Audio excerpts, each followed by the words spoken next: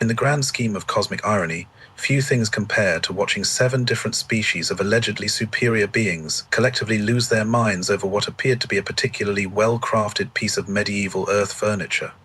But we're getting ahead of ourselves. First, let's set the stage for this delicious moment of interstellar humiliation. Kepler Station orbited the neutral world of Concordia like a metallic moon, its sprawling docking bays and conference halls hosting the 847th Annual Intergalactic Defense Symposium. The event drew military representatives from across the known galaxy, each species eager to showcase their latest innovations in creative destruction. The station's main exhibition hall buzzed with the kind of nervous energy that only comes from placing several dozen heavily armed civilizations in one room and telling them to play nice. The Zephyrians had claimed the Eastern Wing, their delegates strutting around in their characteristic blue-scaled pomposity, gesturing dramatically at their latest quantum pulse annihilators. These weapons, they proclaimed with the kind of breathless enthusiasm typically reserved for religious experiences, could theoretically crack a moon in half. Theoretically being the operative word, since actually testing such a claim would require finding a moon nobody particularly cared about, and surprisingly those were in short supply. Meanwhile, the crystalline Vortac had established their display in the center of the hall, their translucent forms refracting light in ways that made onlookers slightly nauseous. Their contribution to galactic warfare came in the form of sonic resonance devices that could allegedly shatter molecular bonds through precisely calibrated sound waves. The demonstration involved a series of increasingly complex geometric shapes being reduced to component atoms, while a small crowd of admirers nodded appreciatively, as if they understood anything beyond loud noise makes things go away. The insectoid klaxons, never ones to be outdone in the department of overcompensation, had brought what they called a reality distortion cannon. The name alone suggested either genuine scientific breakthrough or a catastrophic failure of their translation protocols. Given that klaxon technology traditionally focused on making things very sticky rather than very dead, smart money was on the latter. Lesser species filled the remaining spaces with their own contributions to the fine art of making things cease to exist in increasingly creative ways.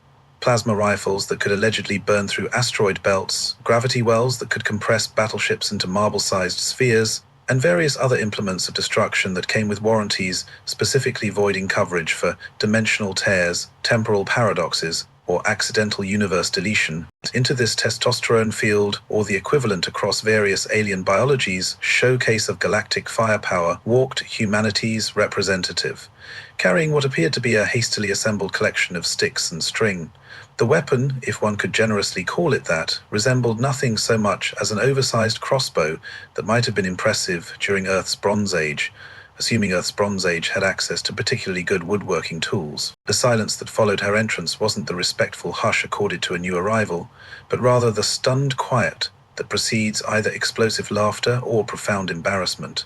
In this case, it was definitely the former. A Zephyrian delegate was the first to break, his scaled features contorting into what passed for amusement among his species. The sound he made resembled a steam engine having an existential crisis, but the meaning was unmistakable. Within moments, the entire hall had erupted into various species-specific expressions of mirth. The Vortac chimed like broken wind chimes. The klaxons produced a sound somewhere between static electricity and a dying computer. Even the normally stoic hegemony representatives, those grey-skinned paragons of diplomatic restraint, seemed to be suppressing what might charitably be called smiles. Fascinating, announced the lead Zephyrian delegate, his voice dripping with the kind of condescension typically reserved for explaining basic mathematics to particularly slow children. The humans have brought wood. How delightfully primitive. The human representative remained unmoved by the galactic chorus of mockery surrounding her. She stood beside her display with the patient expression of someone waiting for a particularly slow joke to reach its punchline. The crossbow, if that's what it was, rested on a simple wooden stand that looked like it had been carved by someone who had learned woodworking from instructional videos and wasn't particularly good at following directions. Perhaps, suggested a Vortac delegate, its crystalline form refracting the hall's lighting into prismatic patterns of barely contained amusement. The humans could demonstrate their weapon against something appropriately challenging. A piece of paper, perhaps? Or maybe a strongly worded letter? The laughter intensified, echoing off the station's metal walls in a cacophony of interspecies ridicule. Several delegates had begun recording the proceedings, presumably to share with their respective governments as evidence of humanity's charming naivety in matters of warfare. The human cleared her throat, a sound that somehow managed to cut through the noise like a knife through particularly dense stupidity. "Actually," she said, her voice carrying the kind of calm confidence that should have served as a warning to anyone paying attention, "I was hoping someone might volunteer their most impressive defensive technology for a small demonstration." This suggestion was met with renewed laughter, though a few of the sharper delegates seemed to sense something in her tone that didn't quite match the apparent primitiveness of her weapon. The Zephyrian delegate, however, was not among these perceptive few. "Defensive technology?" he repeated, his scaled features arranged in what passed for a grin among his species.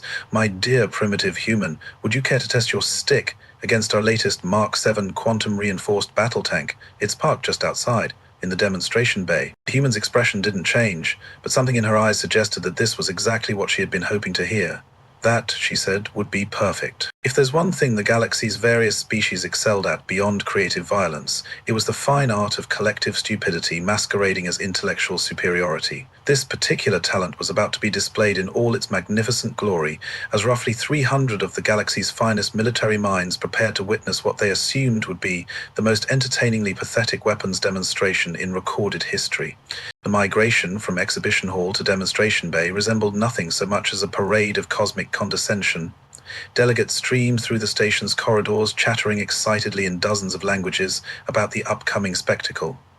The general consensus, expressed in everything from Zephyrian hissing to Vorthok chiming, was that they were about to witness either the most adorable military failure in galactic history or performance art so abstract that nobody would understand it. The demonstration bay itself was a marvel of engineering designed specifically for testing weapons that could theoretically end civilizations. Reinforced transparent aluminium walls separated the observation deck from a testing area roughly the size of a small city, complete with its own atmospheric processors and gravity generators. The bay had hosted demonstrations of planet crackers, star killers, and at least one weapon system that required its own ethics committee before activation. Today, it would host a crossbow. The Zephyrian Mark 7 quantum-reinforced battle tank dominated the center of the testing area like a metallic mountain range that had developed anger management issues. The machine stood 30 meters tall and nearly twice as long, its hull crafted from what the Zephyrians proudly proclaimed was quantum-locked neutronium composite. The material supposedly existed in a state of perpetual molecular perfection, immune to conventional physics, and most unconventional physics as well. "Behold," announced the Zephyrian delegate, his voice carrying the kind of pride typically reserved for new parents or successful dictators. "The pinnacle of defensive engineering. This tank has withstood direct hits from antimatter cannons, reality distortion fields, and a klaxon mating ritual, which, as you know, involves considerable property damage."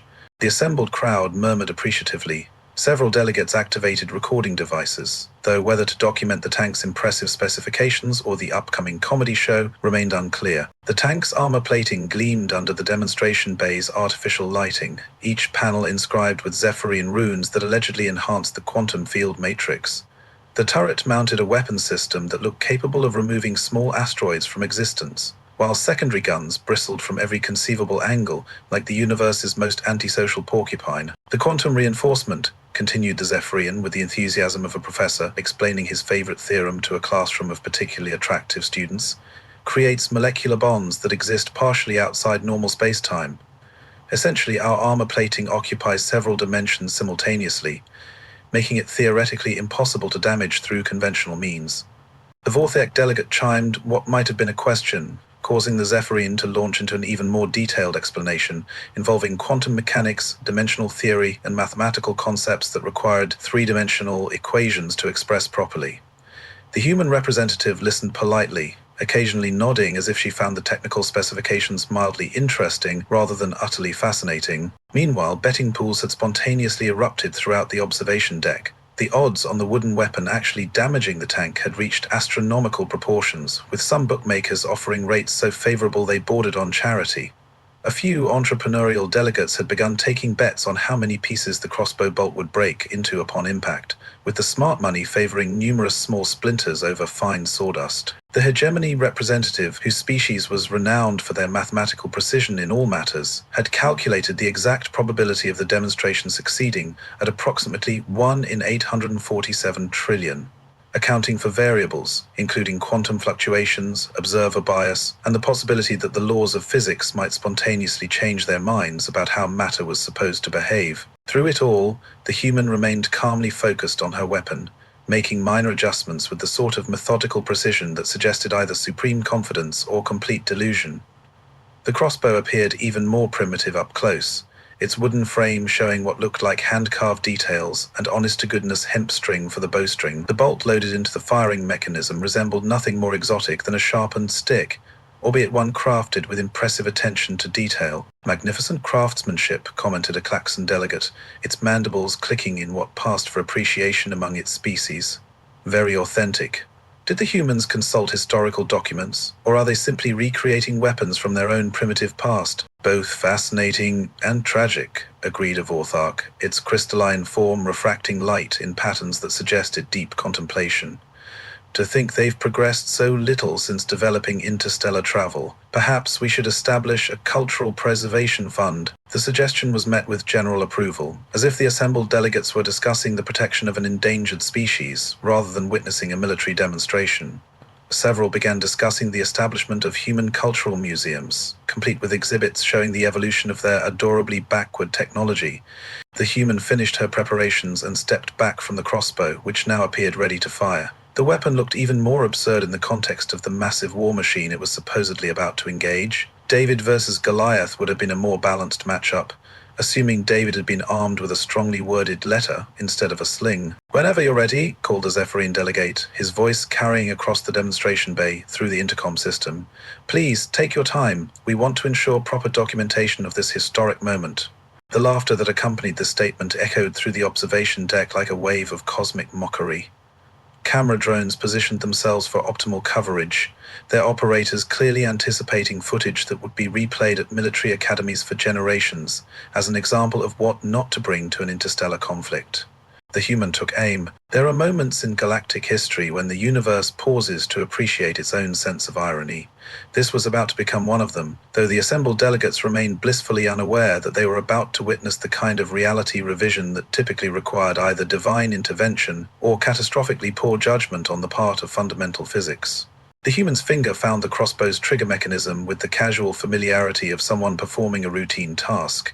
No dramatic pause, no theatrical build-up, just the simple practiced motion of someone who had done this particular thing many times before and found it roughly as exciting as filing tax returns. The release was anticlimactic, a soft thrum, barely audible over the demonstration bay's atmospheric processors, accompanied the bolt's departure from the crossbow. The projectile itself appeared utterly unremarkable as it began its journey across the testing area. A simple wooden shaft, roughly the length of a human forearm, spinning lazily through the artificial atmosphere with all the menace of a particularly determined splinter. The assembled delegates leaned forward in their seats, recording equipment focused, betting pools mentally calculating final odds.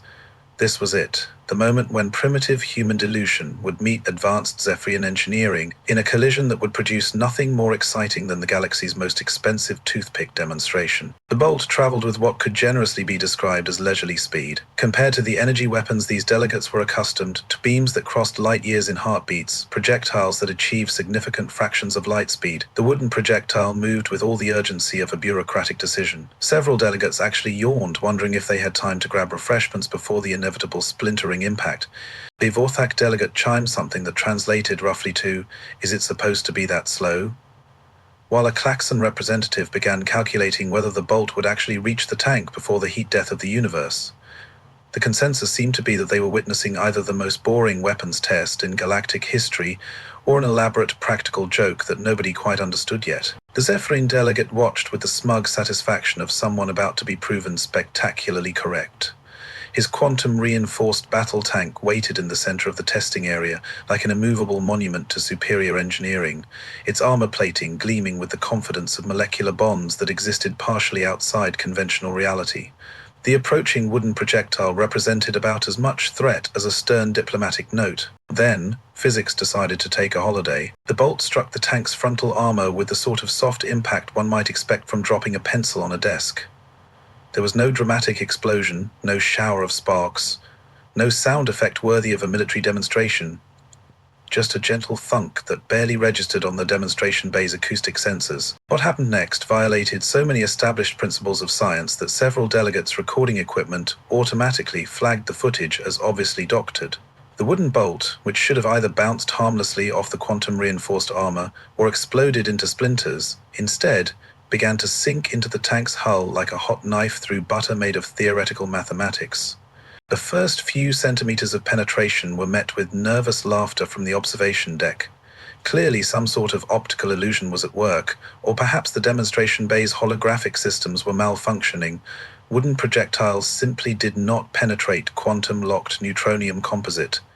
It wasn't physically possible, legally possible, or even philosophically coherent. But the bolt kept going. The laughter began to fade as the projectile disappeared entirely into the tank's frontal armor, leaving behind a hole roughly the diameter of a human thumb. The edges of the breach showed no signs of stress, melting, or molecular disruption. The armor had simply ceased to exist in a perfectly circular pattern, as if reality had politely stepped aside to allow the wooden bolt passage. The silence that followed was the kind of profound quiet typically reserved for moments when entire civilizations realized they'd been fundamentally wrong about something important. It was the silence of collective cognitive dissonance, of 300 of the galaxy's most advanced military minds simultaneously experiencing the intellectual equivalent of a system crash. Then someone noticed that the bolt hadn't stopped. A small, perfectly round hole appeared in the tank's rear armor directly opposite the entry point. The wooden projectile emerged with the same casual indifference to physics that had characterized its entrance, continuing its leisurely flight across the demonstration bay until it embedded itself in the far wall with another soft thunk. The bolt had passed completely through 30 meters of the most advanced armor plating in known space, as if it were made of particularly stubborn air. The Zephyrian delegate's scaled features had frozen in an expression that suggested his entire worldview was currently undergoing rapid and involuntary reconstruction. His quantum-reinforced, theoretically indestructible battle tank now resembled an expensive piece of military equipment that someone had helpfully ventilated for improved airflow. The first delegate to find his voice was a hegemony representative, whose species prided itself on mathematical precision in all things. That, he announced with the careful enunciation of someone whose calculations had just declared independence from observable reality, is not mathematically possible. A Vorthak delegate chimed what might have been agreement, though its crystalline form was refracting light in patterns that suggested severe optical distress. The sound resembled wind chimes caught in an existential crisis. The klaxon representative began producing the electronic equivalent of nervous static, while several other delegates simply stared at the twin holes in the Zephyrian tank, as if sustained observation might convince reality to reconsider its recent decisions. Through it all, the human remained standing beside her crossbow with the patient expression of someone waiting for a particularly slow class to finish processing a simple concept. She began the methodical process of reloading another bolt, her movements suggesting that what had just occurred was roughly as remarkable as successfully operating a door handle. The silence stretched on, broken only by the soft sounds of various alien species experiencing simultaneous intellectual vertigo. Somewhere in the depths of the demonstration bay, atmospheric processors continued their routine operations, blissfully unaware that the laws of physics had just filed for early retirement. The universe, it seemed, had developed a taste for dramatic irony that would have impressed ancient Greek playwrights. 300 of the galaxy's most sophisticated military minds sat in stunned silence, staring at a hole in supposedly impenetrable armor, while trying to reconcile what they had witnessed with everything they thought they knew about physics, engineering, and the fundamental nature of reality itself. The human finished reloading her crossbow with the unhurried precision of someone performing routine maintenance. The second bolt looked identical to the first. Wooden shaft, simple fletching, carved point. Yet every delegate in the observation deck now regarded it with the sort of nervous respect typically reserved for unstable antimatter, or diplomatic negotiations with particularly unreasonable deities. Perhaps, ventured the Zephyrian delegate, his voice carrying the careful tone of someone whose entire understanding of metallurgy had just been fed through a wood chipper. There was some sort of manufacturing defect in that particular section of armor plating. The suggestion hung in the air like a life preserver thrown to drowning sailors, and several delegates grasped at it with the desperation of beings whose scientific worldview was currently experiencing catastrophic decompression. Manufacturing defects were comprehensible. Quality control issues made sense. Random failures of quantum-locked neutronium composite, however unlikely, remained within the realm of theoretical possibility. The human looked up from her weapon, and something in her expression suggested that she found this explanation roughly as convincing as a Klaxon peace treaty. "Would you like me to test another section?" she asked with the polite helpfulness of a customer service representative offering extended warranty coverage. The silence that greeted this offer was deafening. The Zephyrian delegate's scaled features cycled through several expressions, each more troubled than the last, as he contemplated the implications of either accepting or declining the suggestion. Accept, and risk having his species' most advanced military technology turned into abstract art. Decline, and spend the rest of his career explaining why he had refused to properly test his own equipment.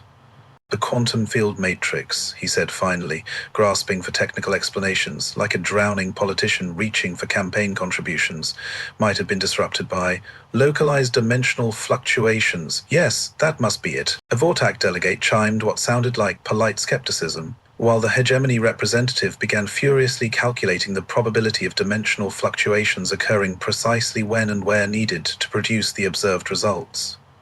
The numbers he arrived at suggested that such an event was roughly as likely as spontaneous universe reorganization, which was to say, not bloody likely at all. The human cleared her throat, a sound that somehow managed to cut through the desperate theorizing like a plasma cutter through diplomatic pretension.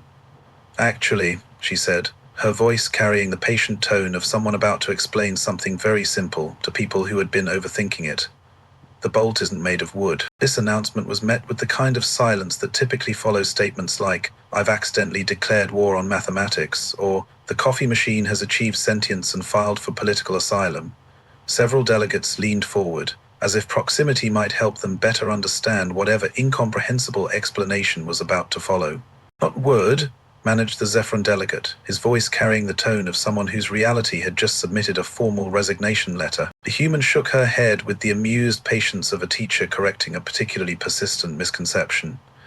"The shaft is compressed matter from a neutron star, held in a stabilized matrix that allows it to maintain structural integrity under normal conditions, while retaining approximately 97% of its original density." The observation deck erupted into chaos as 300 delegates simultaneously attempted to process this information.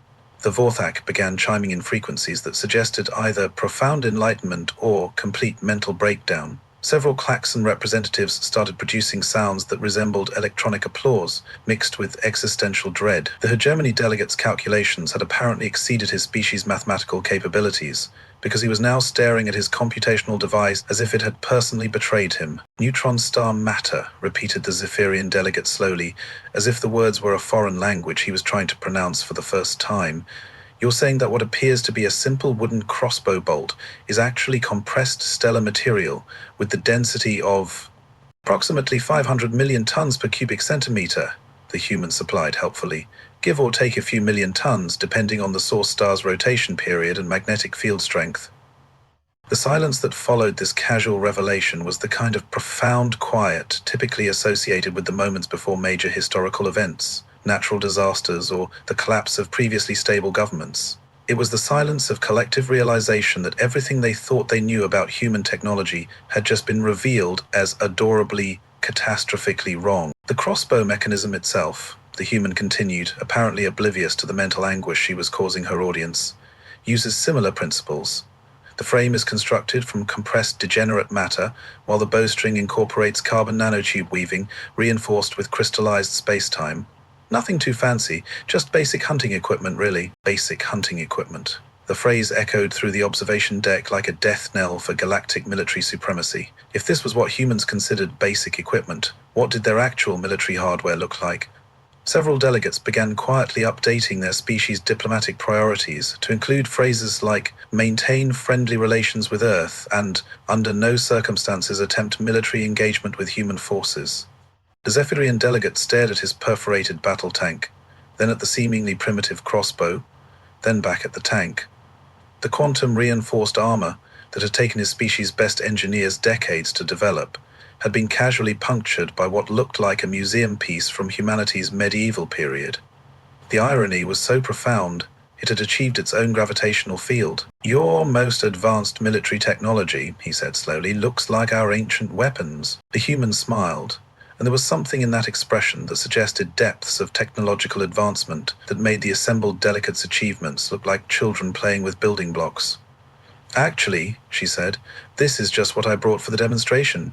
The actual military hardware is back home, but we figured that might be considered excessive for a trade show." And there it was, the final, crushing realization that humanity's idea of restraint involved bringing weaponry that could casually destroy the galaxy's most advanced defensive systems while disguised as historical curiosities. The delegates began to understand that they weren't just outgunned, they were operating in an entirely different technological paradigm. Like Bronze Age warriors discovering that their opponents had access to orbital bombardment platforms. The universe, it turned out, did indeed have a sense of humor. It just wasn't the kind of humor anyone else found particularly amusing. In the end, the 847th Annual Intergalactic Defense Symposium would be remembered not for the advanced alien technologies on display, but for the moment when the galaxy's military establishment discovered that the most terrifying weapon in known space looked exactly like something their ancestors might have used to hunt deer. The betting pools, incidentally, never did pay out. Nobody had thought to place odds on complete paradigm shift in galactic military understanding. The aftermath of the demonstration rippled through the galactic community like a shockwave through political stability. Within hours, emergency sessions were being called in parliaments, councils, and hive minds across known space. The Zephyrian Military Procurement Division found itself suddenly very interested in establishing cultural exchange programs with Earth, while their diplomatic corps began drafting friendship treaties with the enthusiasm of beings who had just discovered their neighbors kept pet black holes. The Vorthak Collective spent 3 days in continuous harmonic meditation, trying to reconcile their crystalline understanding of physics with the reality of humans casually manipulating neutron star matter into sporting goods. Their final conclusion, transmitted in frequencies that made nearby glass spontaneously develop anxiety disorders, roughly translated to, "Perhaps we should reconsider our expansion plans in the Sol system."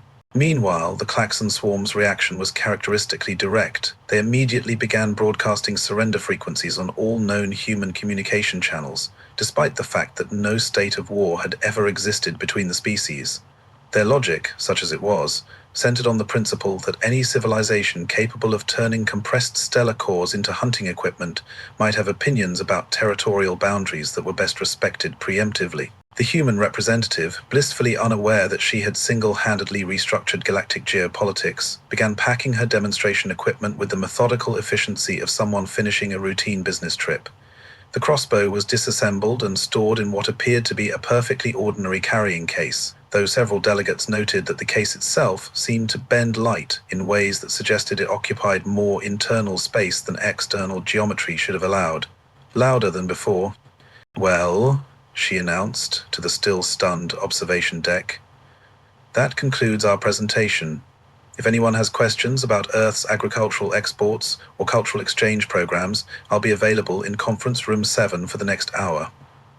We're particularly interested in sharing our bread-making techniques and folk music traditions." The casual transition from demonstrating weapons of mass destruction to discussing sourdough starters proved to be the final straw for several delegates' sanity. A hegemony representative was seen quietly updating his species' strategic assessments to include a new category labeled "Civilizations Too Dangerous to Understand," while a Zephyrian military advisor began drafting recommendations for immediate defensive posture downgrades in all sectors containing human colony. As the crowd slowly dispersed, still processing what they had witnessed, one small detail remained burned in their collective memory. The human had mentioned this was her basic hunting equipment.